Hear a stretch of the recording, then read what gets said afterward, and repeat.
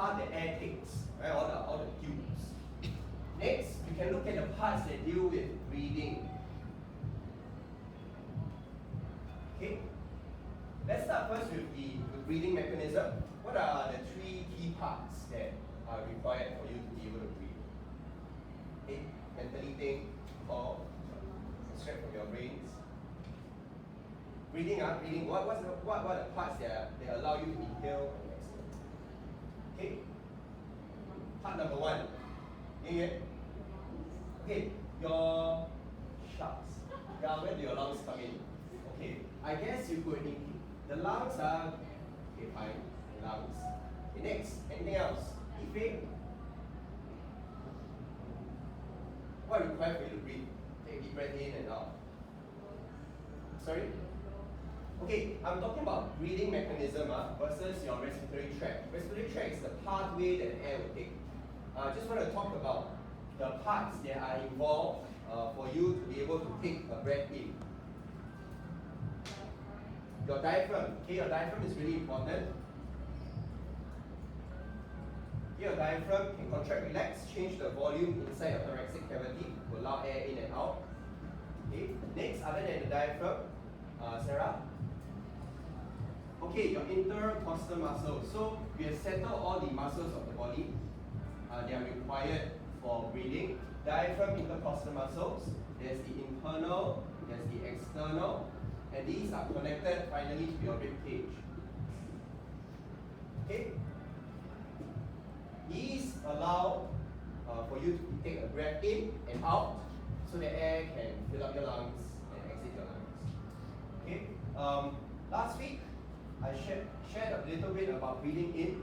So if you cannot remember what it takes to breathe in, then you remember this acronym, the JH402 acronym, breathing rise. Okay, so you relax your internal intercostal muscles, you contract your external intercostal muscles, as well as your diaphragm. Okay?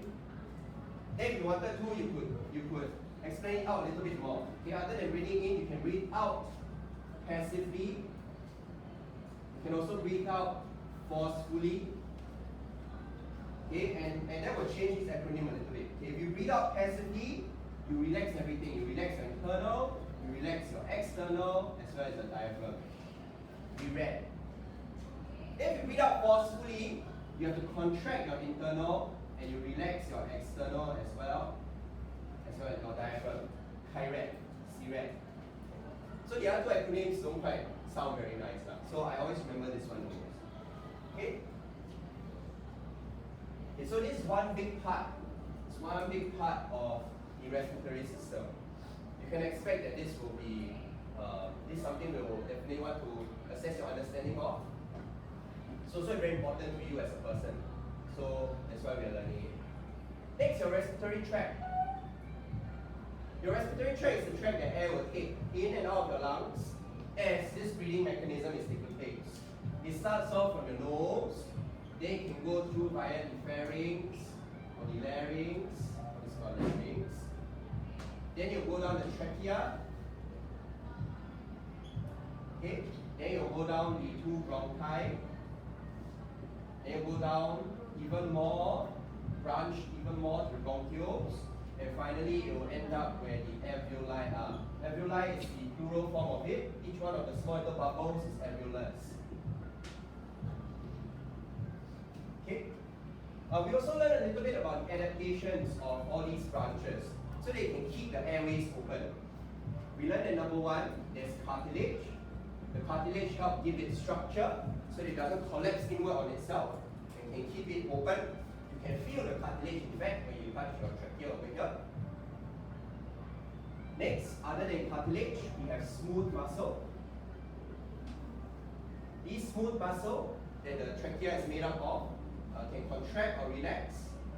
I would say it tends to contract when you have things that you are not supposed to have trying to enter your airways, the respiratory tract. Other than that, you should also have goblet cells. Goblet cells produce lots of mucus,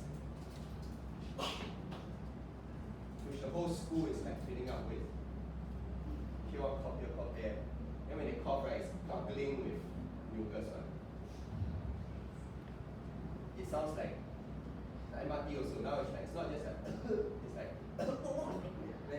lot of like phlegm inside.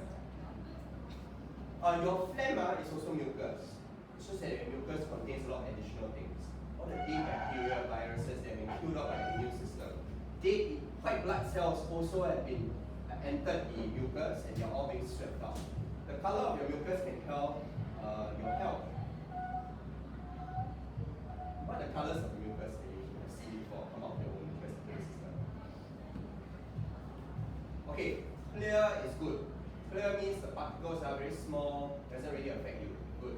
Okay, if it progresses to green, okay, or yellow, green-yellow means you're definitely infected, your respiratory tract. Your white blood cells are fighting off the bacteria and viruses. All the dead bacteria viruses are entering the mucus so that it can be swept out. The dead white blood cells also are inside the mucus. Add all this together, right, your phlegm tends to look greenish and yellowish. Okay? This color, right, you see before, right, means all that you are bleeding on the inside already. Okay? So if your mucus, your phlegm comes out red, means that somewhere along your respiratory tract, the cells of the tract may have ruptured, may be bleeding. Your respiratory system also have a lot of blood vessels intertwined. They also have ruptured. Or it could just be that you nose bled and then you blow and then the blood is coming out from there. You have blood vessels in your nose also who have ruptured. Okay? When I was in China, I don't know, a few years back, I went to the heart of the city. It was rather polluted. So when I coughed, right, then my phlegm came out black color, because lots and lots of smog. But my respiratory system was trying its best to try to capture all the smog before it really stays inside. So it can come out black. Okay, last but not least, you also need ciliated, thank you, epithelial cells. These are responsible for sweeping your mucus up and out. If not, right, you'll just clog up your whole system. Important adaptations to keep your airways open. For what? So that eventually the air can travel down your nose, pharynx, larynx, trachea, bronchi, bronchioles, eventually to this very important region, alveoli. Okay? Because it's at the alveoli where a very important process takes place. That's the reason why you even are breathing, gas exchange. All the oxygen in the air, this is where our blood takes it up. All the carbon dioxide in your blood, this is where it needs to let it go. We do all this, right? We have all these adaptations. We breathe just so that we can bring the air to this region. And so you can expect that number one, this is important. Number two, the adaptations are important. Number three, this part where gas exchange takes place is also very important. Together, these three are what keeps you alive. Because your skin is too thick, oxygen and carbon dioxide cannot just exchange via your skin surface. Although some animals can though. I think frogs, amphibians, they can, gas exchange can take place over the skin. Rather thin, rather wet, they're also rather small in size as an organism. A lot of organisms can actually gas exchange through their own skin because they're rather small. But the bigger you go, they just won't cut it. You have too much skin, connective tissue, separating your cells from the atmosphere. Okay, I'll pause a little while. Here's a recap. Today we're going to go into the alveoli. We're going to look at the adaptations of the alveoli. How is it adapted so that we can take in oxygen and let carbon dioxide go?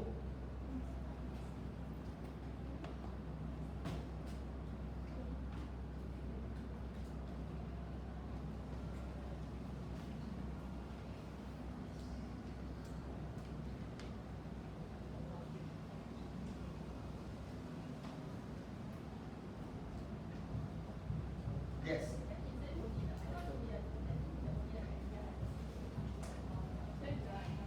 Yeah, this one I didn't put C-shaped cartilage. The C-shaped one is for the trachea specifically. Yeah, but then as you go down, there's still cartilage, but then it's not C anymore. You can go on go around. But that's why I didn't specify C. Yeah. As long as it's the airway that we need to keep it clear all the way until you alveoli, where the gas exchange occurs. At the alveoli, you don't find all this cartilage anymore. You need some flexibility and thinness so the air can exchange. Here is a cross section of a bundle of alveoli. Look at the left and the right. You can see on the left, each one of these circles here can refer to as alveolus, collectively alveoli. And you can see that it's kind of like someone dissected grapes, and then you can see there are many partitionings, many compartments inside. This is actually someone's alveoli that the partitionings between each alveolus have broken down. Okay, and then we compare the right and the left. You can sort of gather the effects of what happens if your alveoli begins to break down. Okay, the partitionings between each alveolus begins to break down. Okay, I'm going to erase this away. We're going to focus our attention on number 3 today, the alveoli. Our focus today is on gas exchange. We managed to bring the oxygen into our lungs, but what next? Okay. The structure of the alveoli, if you look at it as a whole, they kind of look like many bundles of rings. Each one of those circles we refer to as alveolus, but all of these bundles together we refer to them as alveoli. If you go upwards, okay, and that's where all your bronchioles are, and eventually the bronchi, then after the trachea, and so on and so forth. Okay. If we were to dissect this in half, and then you look on the inside, this is what it kind of look like. You can see there's a lot of partitioning between each one. Okay, today we're going to zoom in. We're going to focus on just one. Let's just focus on a single alveolus. Okay, a lot of times in your textbook or diagrams, they may show you a structure like that. They're not referring to many alveoli, they're referring to just one alveolus. Okay, that's what the diagrams in your textbooks normally show. So for example, if you were to look at a diagram or this video we are about to watch, they often depict the structure as such. You're just looking at one of those small little balloons, okay, not the whole structure together. For us, it's important for us to know the adaptations that allow for oxygen to be exchanged and carbon dioxide to be exchanged at these alveolus. There are a few adaptations. I think for this video, just like you to take note of as many adaptations as you can. These adaptations are very logical. We've seen these kind of adaptations take place before across our body systems. But it's just that we concentrated here for the purposes of gas exchange.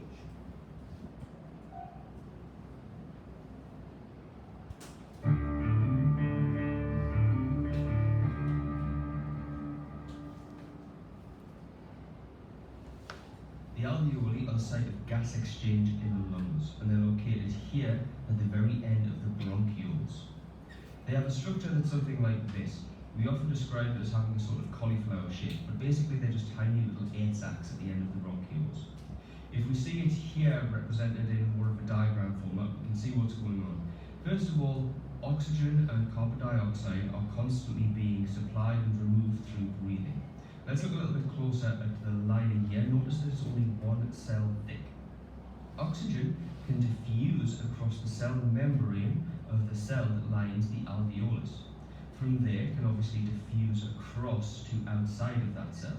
The same thing applies for the lining of the blood capillary until eventually it diffuses into the red blood cell where it can bind with hemoglobin to form oxyhemoglobin.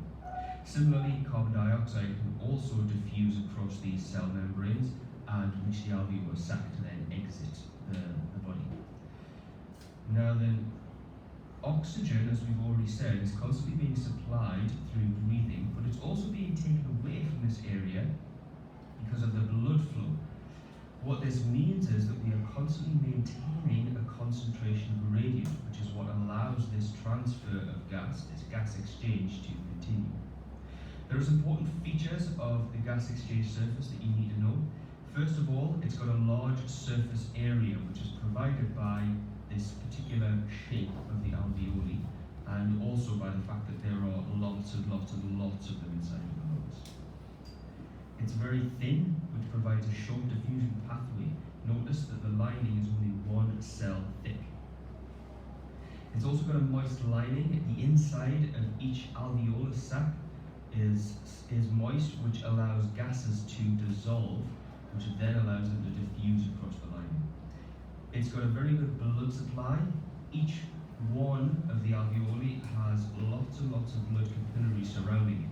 If we have a little look at what lung tissue looks like under a microscope, we can see this sort of zigzag, crisscross sort of mesh of little almost streams. This is the capillary network, and we can tell that because if we look at one of these individual little red splotches here, those are individual red blood cells. Finally, there is very good ventilation. Now basically this means there's a really good supply of air, which is supplied through breathing. A little bit of exam help on this. You might get asked to describe the features of the lungs that make gas exchange efficient. Well, the exchange surface has a large surface area, and that's provided by the large number of alveoli, and the surface is only 1 cell thick. Remember that provides a very short diffusion pathway. And it is supplied with blood by a very dense capillary network. So there, you're easily going to get those 3 marks. To the red blood. Okay, adaptations of the alveoli. Alveolus. Here, I've drawn a simplified diagram. If you are a drawer, then this is the kind of notes you can make for yourself. I tend to draw 3 layers. The first layer, I'm drawing the wall of the alveolus. Then after that, I'm drawing the blood vessel here, the blood capillary that's running by, and I also represent it with just 1 layer. Okay, this here is a blood capillary.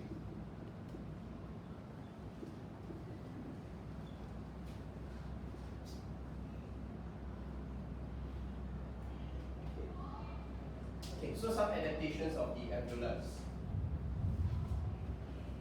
The main point that we want to achieve over here is that we want to be able to exchange gas efficiently. Gas exchange. Okay, as we watched the video early on, many adaptations allow that to take place. Okay, so let's just do a quick run through. It should be your textbook, the ones that you picked up. Okay, first one, let's just go with the flow, whatever comes to your mind immediately. Kaixin, give me one adaptation. It's like the large surface area. Okay, large surface area. So when we look at this alone, a single alveolus, you can't quite see the large surface area. The large surface area only makes sense if you zoom out.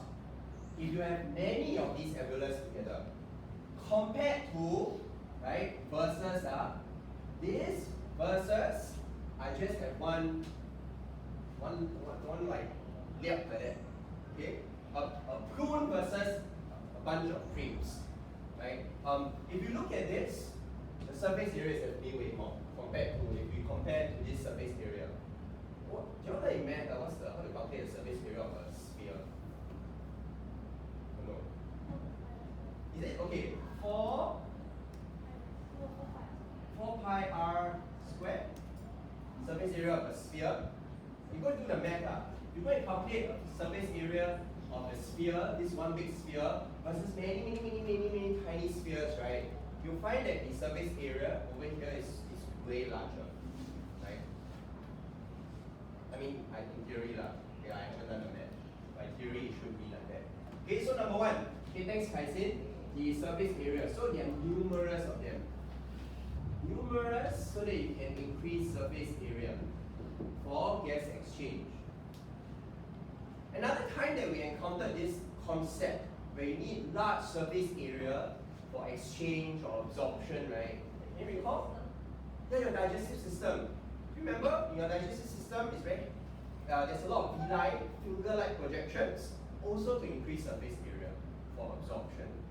Okay, so in biology, the concepts are often the same one across. There is numerous villi, here numerous alveolus. And then the function is really to increase surface area. Okay, next one. Let's write all the adaptations in black. Numerous number to increase surface area. Okay, Sion?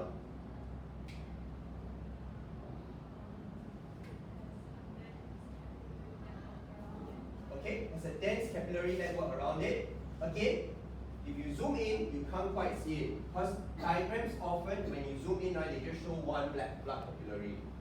But if you were to zoom out, okay, this diagram is also inaccurate because what really is it should look like is that you should have blood vessels coming down, and then lots of blood capillaries wrapping around each one of these alveolus. Okay, eventually all these blood capillaries will join back, and then they'll leave. Do you know what these blood vessels connect to? You actually learned the blood vessels before in the cardiovascular system.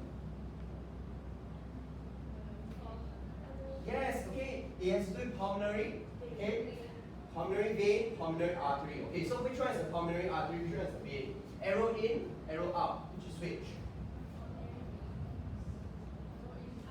Okay, so remember, artery are the blood vessels that leave your heart. Veins are the blood vessels that return to your heart. So imagine this is coming from your heart so that it can be oxygenated. And then it will leave and go back to your heart, rich in oxygen. So what would be the name of this blood vessel here?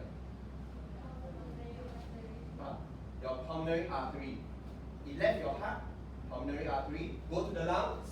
Okay, so the pulmonary artery, and then gets oxygenated, then goes back to your heart by the pulmonary vein. Okay, see what I'm doing now? This is linked to the cardiovascular system.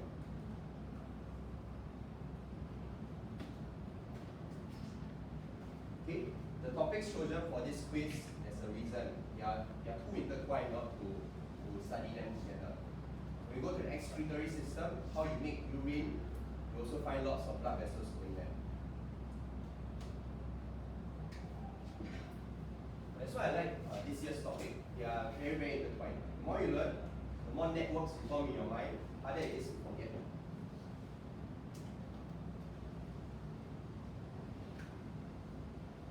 Okay, so thank you, Sion. It's number 2. We need a dense network of blood vessels. But if numerous alveolus is to increase air sac, increase surface area, what's the purpose of having a dense network of blood vessels? Increase gas exchange. It is true, yeah, increase gas exchange, but how? Everything aim is to increase gas exchange. So what if we have lots of blood going in and out? Sorry? Okay, yeah, it transports more blood. Okay, then we elaborate a little bit up. We constantly supply blood in and out. So there are, again, this relates back to the digestive system also, the same concepts are, so that we can maintain a concentration gradient for gas exchange to take place. If I constantly have blood coming in that has no oxygen, and all the more the oxygen inside my alveolus will want to enter into my blood. So let's zoom in now. If the blood that's coming in has very low oxygen, but here is very high amount of oxygen, diffusion gradient wise, it will want to enter into my bloodstream. Okay? But once it enters up, now my blood is oxygenated and the diffusion gradient is gone, right? But if we constantly have new blood coming in that is low in oxygen, we maintain this constant gradient. Always here will be higher in O2, here will be lower in O2. The same for the reverse. Our blood will always have high CO2 and then here low CO2. Comparatively speaking, okay, relatively speaking. So having this dense network of blood capillaries that constantly supply new blood really helps to maintain this concentration gradient.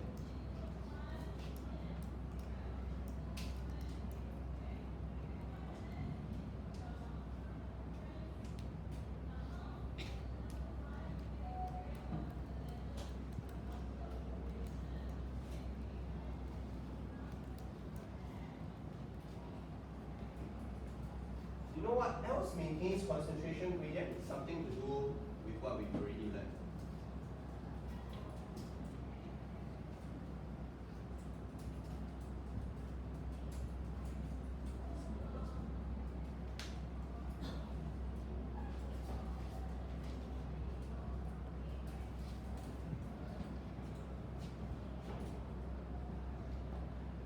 Okay, number 3, if it has to do with maintaining concentration gradient, there's one more step.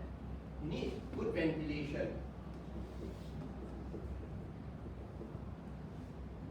You need to breathe lah. If you don't breathe, this ain't gonna work. Okay? We breathe so that we can always keep our alveolus high in O2 so that the concentration gradient is also maintained.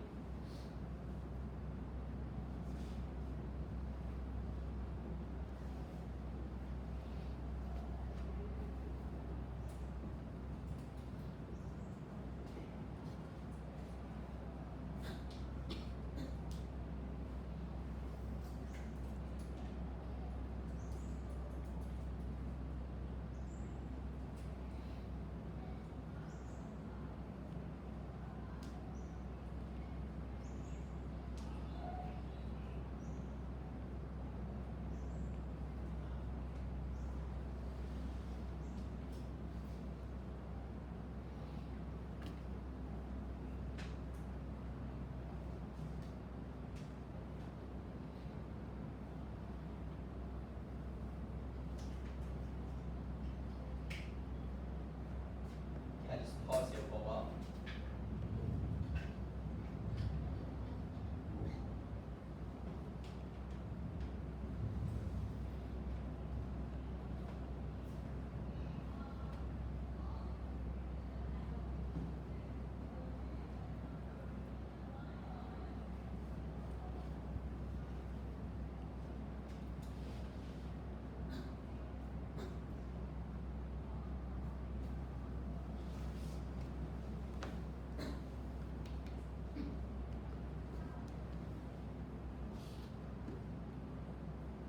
Hey, jialat. I have a feeling, hey, your notes is it on the top left hand corner still say endocrine system? Yeah. It does, Oh man. Wow, I quadruple check also.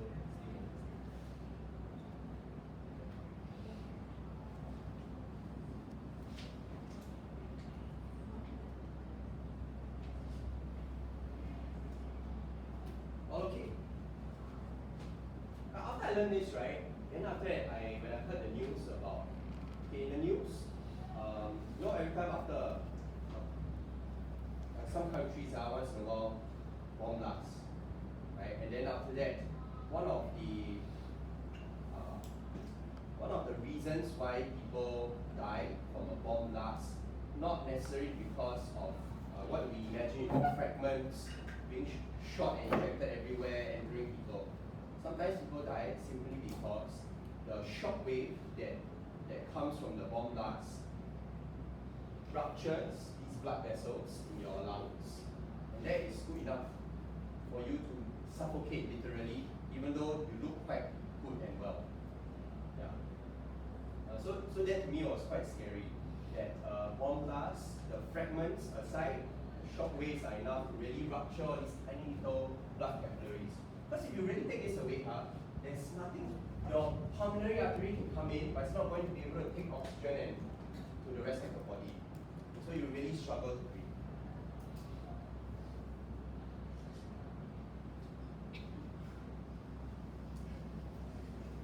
I'm not used to that sound. That sound sounds, yeah.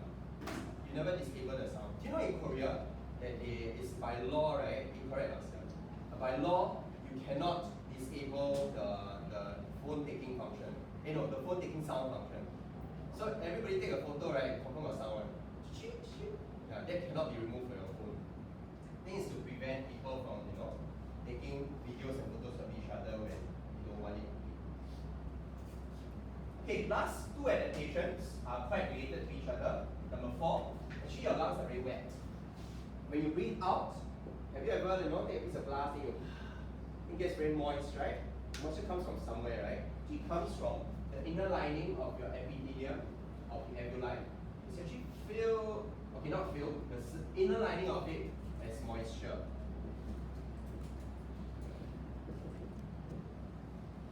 Okay. This moisture is there for a good reason. Not so that we can, on the glass, and draw faces. It's also because the gases need to be able to dissolve before entering your bloodstream.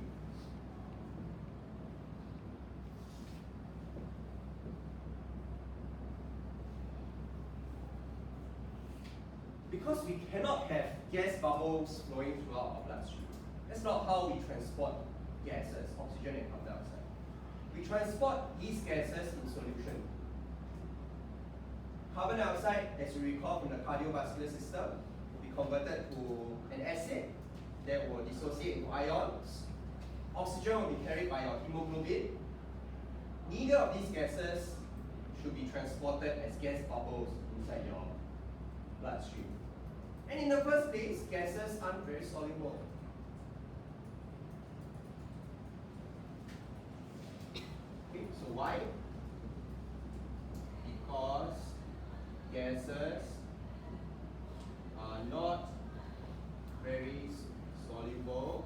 Hey, wait, no, this reason makes no sense. And we have moisture for gas to dissolve. Gases aren't very soluble. Why? Why? So that it can enter the bloodstream.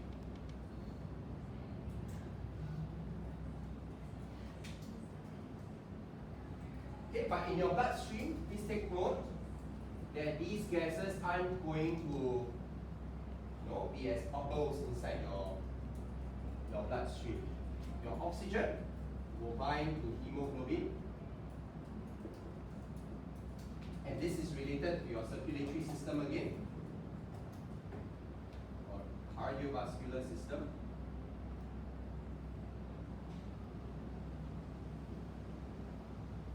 While your CO2 will be converted eventually to H2CO, CO what? Does this make sense chemically speaking? H2CO3? One H only, man? I think there's 2 left. Then it should dissociate to H plus and HCO3 minus. Okay? And then you need this enzyme. This is all your cardiovascular system stuff. Then you need an enzyme called carbonate anhydrase. Okay? Okay, I write this out explicitly. Okay, so this is the first touch point that's related to JH3 cardiovascular system. This is the second touch point that's related to the JH3 cardiovascular system. Okay?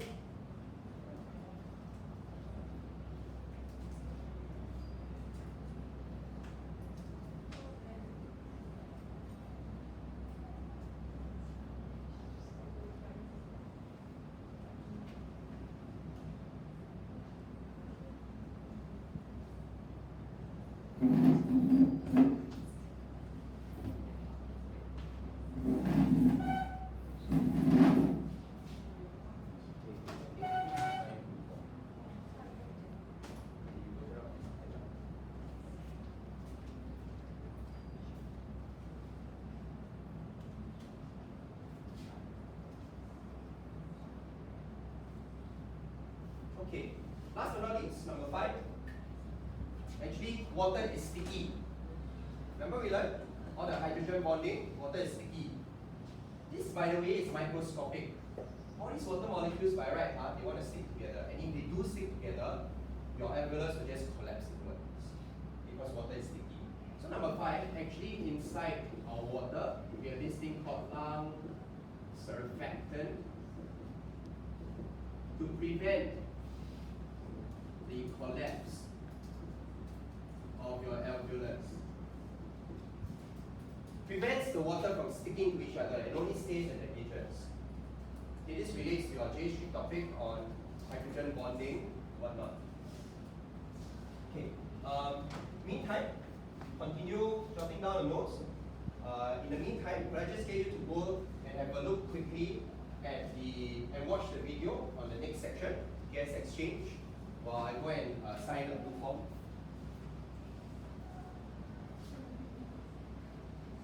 Yeah, so watch gas exchange. I'll be right back.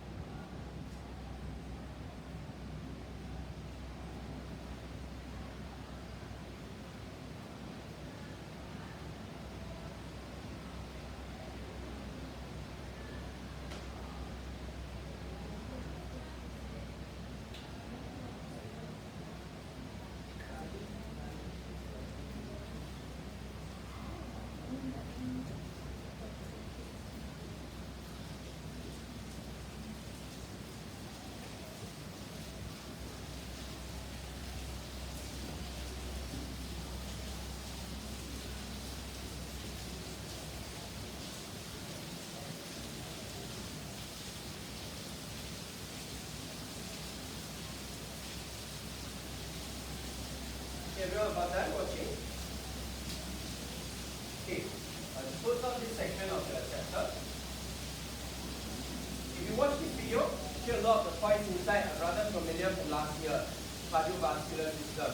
In fact, I think the video gives a more in-depth look into this part over here.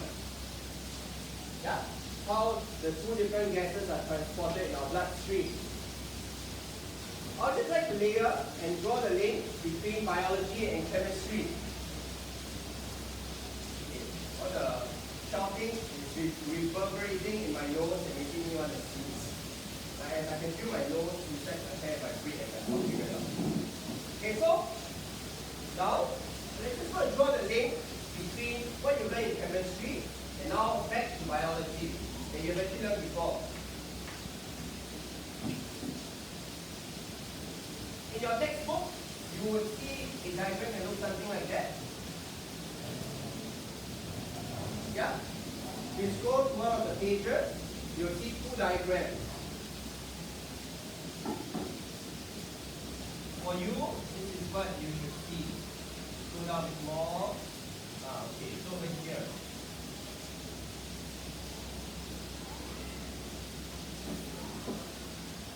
This is the diagram you see. What we are very familiar with, okay, here I've drawn two red blood cells. The equation goes something like that, right? Your CO2 will be converted to the acid, and then it will dissociate into the ions H plus HCO3 minus. Okay, I'm going to repeat this drawing on the other side. I just want to draw the link to your chemistry now.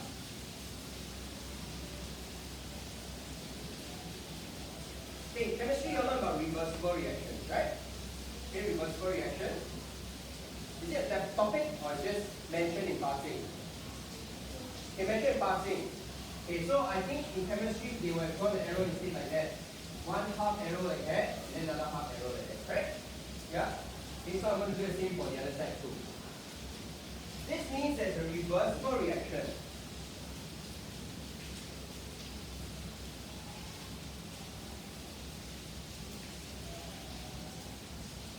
In Mr. Low teach you that reversible reactions can go either way depending on how much of the product or the raw materials are present. No, didn't? Oh, shucks. Okay. Then I'm going to be too far.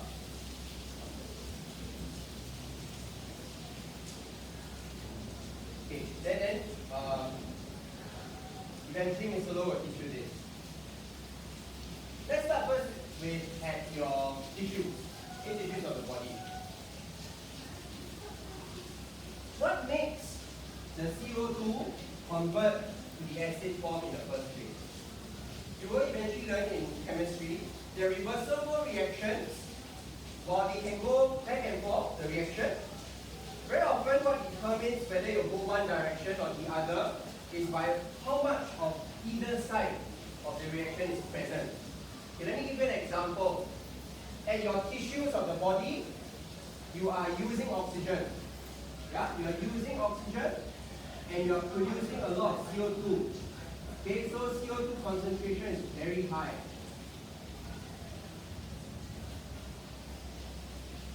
And reversible reactions work something like that. If there is a lot of CO2, I'm going to represent it by drawing CO2 really big. A reversible reaction, if there's too much of something on one side, we'll try to balance it out and let the reaction proceed in the direction that will remove the excess. So what it means that the reaction will start to proceed in this direction if there's a lot of CO2.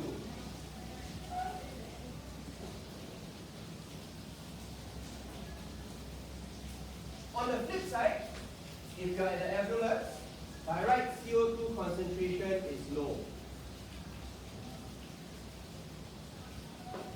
I'm going to represent it again, okay, with this small arrow over here. That means this H2CO3 is in X. There's a lot of H2CO3 at the moment. Where did this come from? It came from over here, right? When you took in a lot of carbon dioxide earlier on. If there's a lot of acid in this side of the reaction will, this reversible reaction will end up proceeding in this direction, so that it can release the CO2 into the alveolus. Well, I felt like that didn't really make sense. Not really chemistry.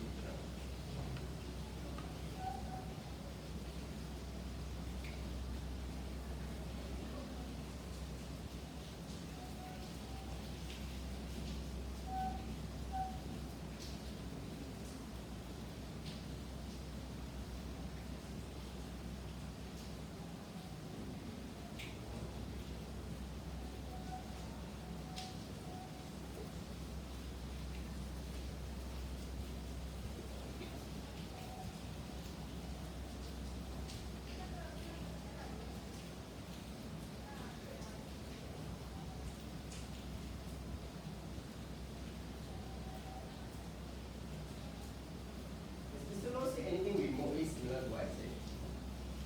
Like reversible reaction. There's too much something on one side, then the reaction will proceed one direction. No. Oh, weak acid.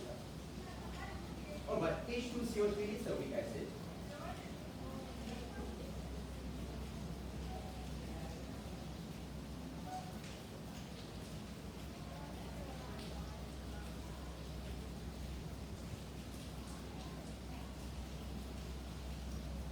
So this is just a link to your chemistry side on reversible reaction.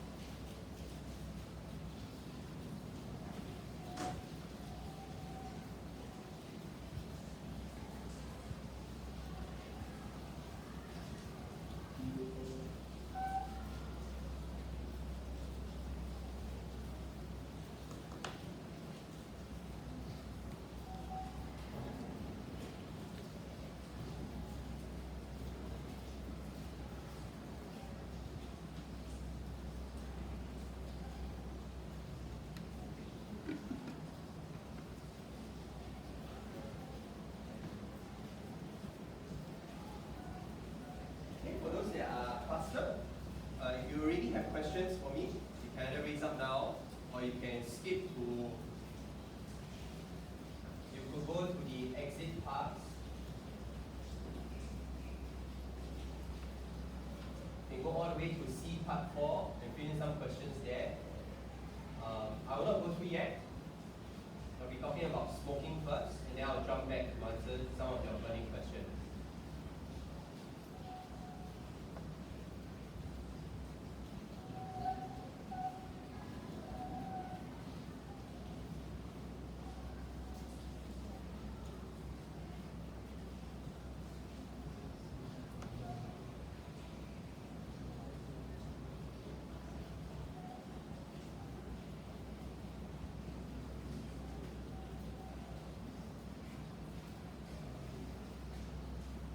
For those that also have nothing much to do, you could already do some practice makes progress. The MCQ ones may be a good start.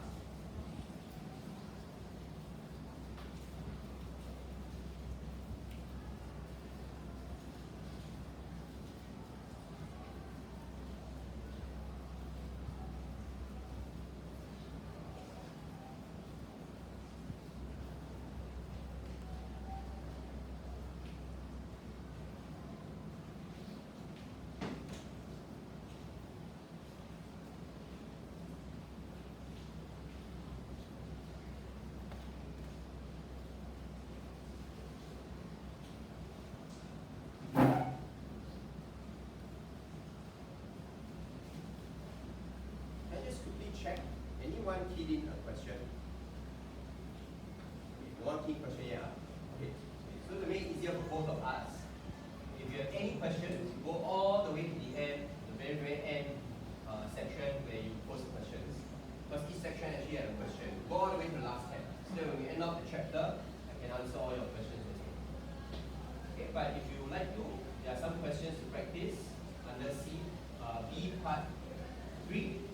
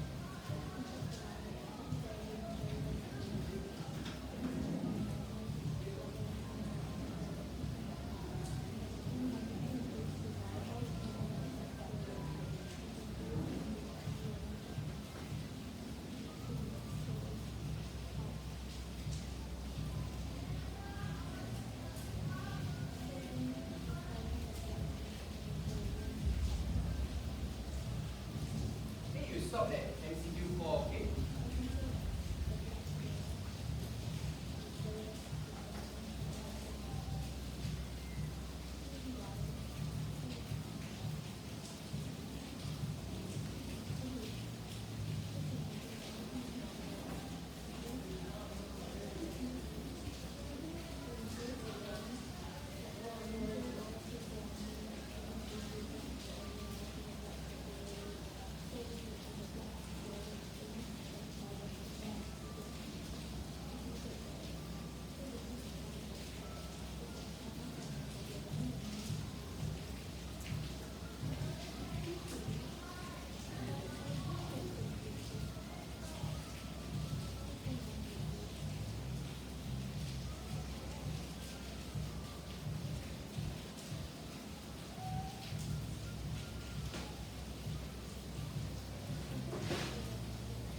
Can you mentally prep yourself?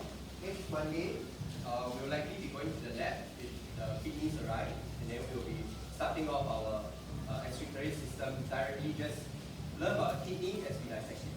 Okay? I need you to recap how to do a plan drawing, because once you cut open a kidney, do not expect you to draw every single detail of like a biological drawing. Just want you to be able to draw the sections. Kidneys are where urine is produced, so it's not washed thoroughly. You can expect a little bit of smell.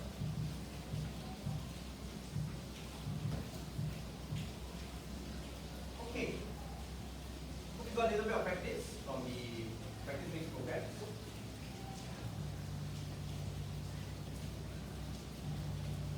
Apologies for the rush. I'm not doing all the activities inside the SLS.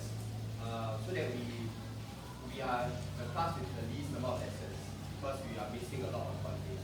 So I'm trying to play a little bit of pre-catch up before we fall behind. Okay, but I guarantee you, whatever I'm doing is what you have done, it's just that I'm fast tracking it. Okay? We're going to end off this chapter with disruptions. Every system we learn about what would mess it up, because I don't want you to mess it up. And the best thing we can talk about for this chapter is really about smoking. What kind of effects does smoking have on your body? I think in primary school, you all have the anti-smoking campaign. Still have, but it hasn't changed since I was young. It's because a lot of primary school students, when they transition to secondary school, that's when they start to really pick up smoking. Okay, so that's where you would have first heard about the anti-smoking campaign. Today, we're going to look at a little bit more of the science behind it. Since we know so much background already, now it makes a little bit more sense why smoking may affect you as an individual. Take a look at these two sets of lungs. I couldn't upload this on SLS because SLS didn't need to be too close. Yeah, so I put one thing there. This set is pink and healthy. They represent the lungs of a healthy person. This set doesn't look so great. They represent the lungs of someone who has smoked a packed cigarette, that's 20 cigarettes, every day for 20 years. Let's take a closer look at what's happening in the healthy lungs. They're being inflated with air, just like when we breathe. As they fill up with air, both lungs expand like they should and push oxygen into your bloodstream. We need oxygen for our bodies to work. When we breathe, air passes through our nose or mouth into our trachea or windpipe. In the trachea, air passes cilia. Those are tiny hairs that convert mucus out of the lungs. From the trachea, air passes into two large tubes. Each tube splits off into many smaller tubes. At the end of these smaller tubes is a cluster of tiny air sacs. There are over 600 million air sacs in our lungs. Imagine how small they must be. Each air sac is covered in small blood vessels that take the blood directly to your heart. The oxygenated blood goes directly to your heart, and your heart pumps to all the cells in your body. Now, back to the smoker's lung. These represent the lungs of someone who smoked for 20 years. These lungs are a blackish brown color because of the tar that comes from each cigarette. Tar is a sticky black substance that is created when some chemicals burn and melt together. The tar created by burning tobacco is similar to the tar that is used on roads. Tar in your lungs may lead to lung problems that can make it hard to breathe.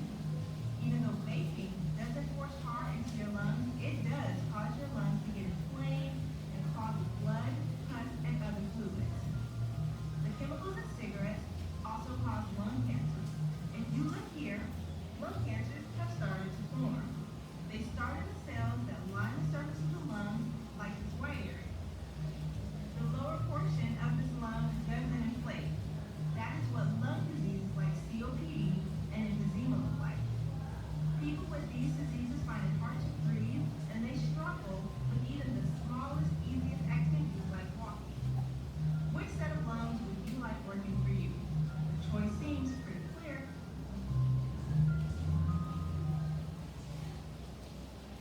Unfortunately, once you reach that stage, it is not possible to clean your lungs.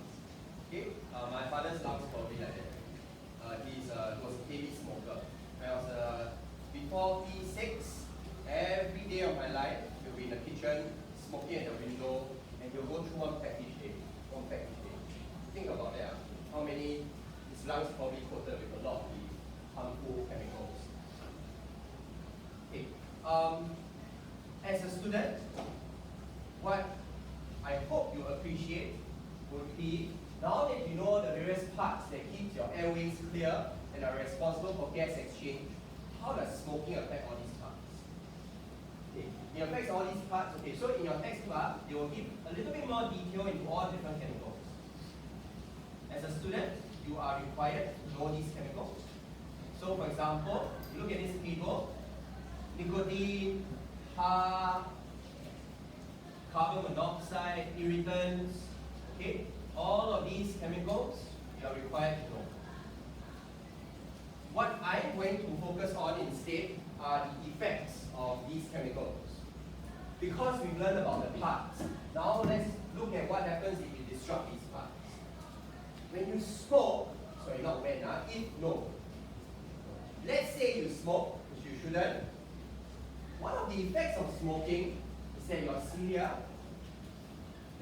air gets paralyzed. By what? Is the last one. I think it's the irritants. Okay, the irritants inside the smoke. Chemical mechanism wise, not entirely sure how it paralyzes. I suspect these chemicals may go in directly into the cells and disrupt the chemical pathways that allow the sweeping motion. But imagine if you paralyze your cilia, your mucus gets stuck. And for a heavy smoker, so much irritants and chemicals going to the lungs, you cannot even sweep it out. Actually, it's a negative cycle. It gets worse and worse and worse.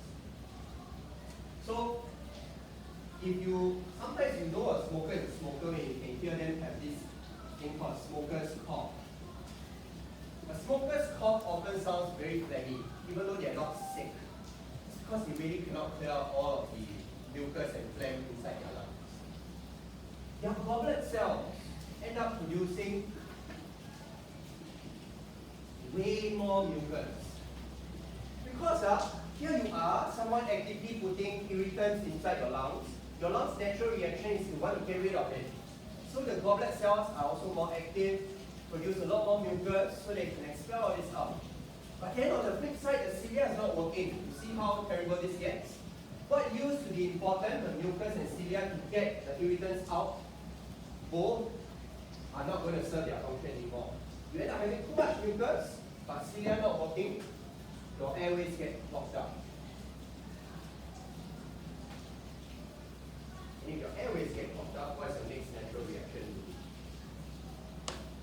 You cough up, right? The smoker's cough. If your airways get blocked up, the next natural reaction of yours is to cough.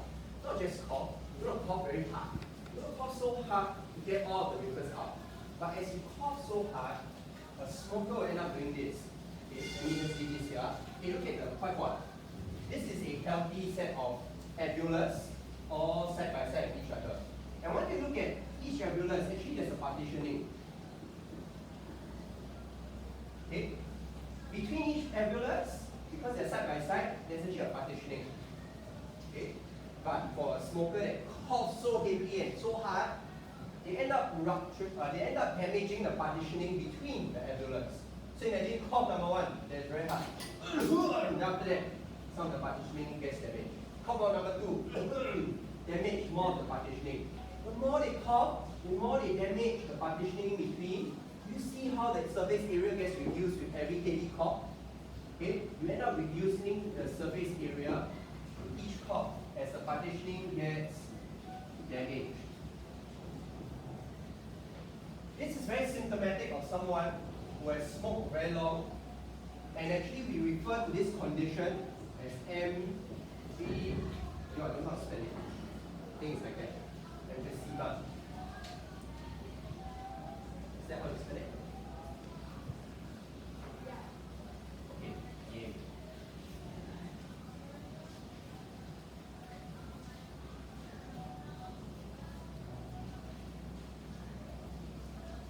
So I want you to pay attention if we were to provide you a diagram of a bunch of alveoli. Look very carefully. Because sometimes if you look at the structure of the alveoli, you can sort of tell this person is a healthy person or someone that has emphysema and likely will have smoked a lot. The structure can give you an insight into the person's health. In your textbook, they give you a diagram left and right. This is someone who has smoked quite a lot and also coughed a lot. All the partitioning between the alveolus would have broken down. Okay, this is an insight. We know that this person likely is not very healthy anymore.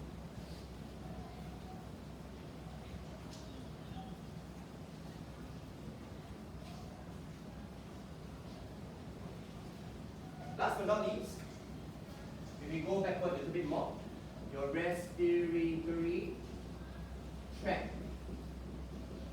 What's the negative effect of that? It gets inflamed. What does it mean to be inflamed? It means that it gets very swollen. Okay. What does get inflamed? Again, all those chemicals that the person is breathing in. The chemicals irritate, damage the cells, and it causes them to get inflamed. Inflamed in the same sense that when you sprain your ankle, you get inflamed. Cells of your body tend to go inflamed, swollen when they are damaged.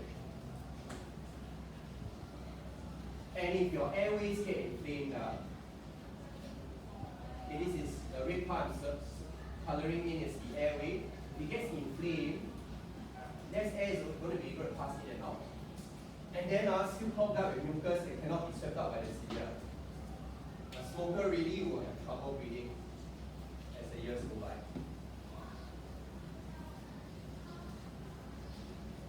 I've mainly talked about the direct impacts and how it relates to all the parts you've learned. Your job as a student is to find out which chemical leads to which. That table summarizes which chemical leads to which.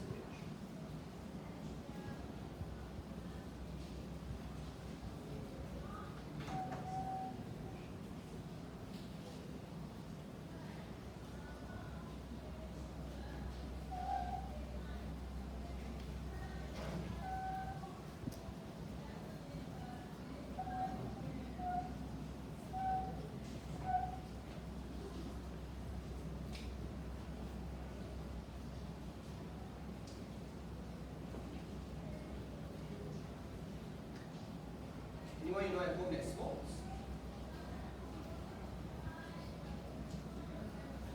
My father used to smoke, but I say until P6. Did I tell you story before? Okay, not repeat story, not use again. So yeah, my father smoked until I was P6. And his cough is gurgling one, but he still smokes because it brings him a lot of stress relief. But it's really taking a toll on his health. So I hatched a plan. So my parents told me, right, that I don't know if your parents like that, if I have kids I will do that, but they said that if you have anything you want in the world, do very well your PSLE. So I was like, you say okay. So I worked very hard, I studied very hard. I did really well. Then after I went up to my father and said, I want you to stop smoking. Then he was like, and cannot he say anything, right? So give it to me, lor. Ever since I was P6, Sec 1 onwards, right, he stopped smoking already. I think to a father, probably he felt that this small little boy, right, was so hard just so that he can stop smoking, right? He really just did his best to stop. I haven't seen him smoke ever since. He seems a lot happier, healthier. I don't hear him cough anymore. I think while the tar and all the chemicals are still inside his lungs, at least he didn't worsen it. Because you plus, it's been, I don't know, 20 plus years since. You plus another 20 plus years of every single day smoke through one pack, I think I would have lost him somewhere along the 20 years already. And the very last thing. You keep damaging all of these cells, the next thing that will happen is cancer, lung cancer. Cancer often develops when your cells try to divide themselves too fast to replace each other, and if that process goes out of control, cancer occurs, tumors start forming.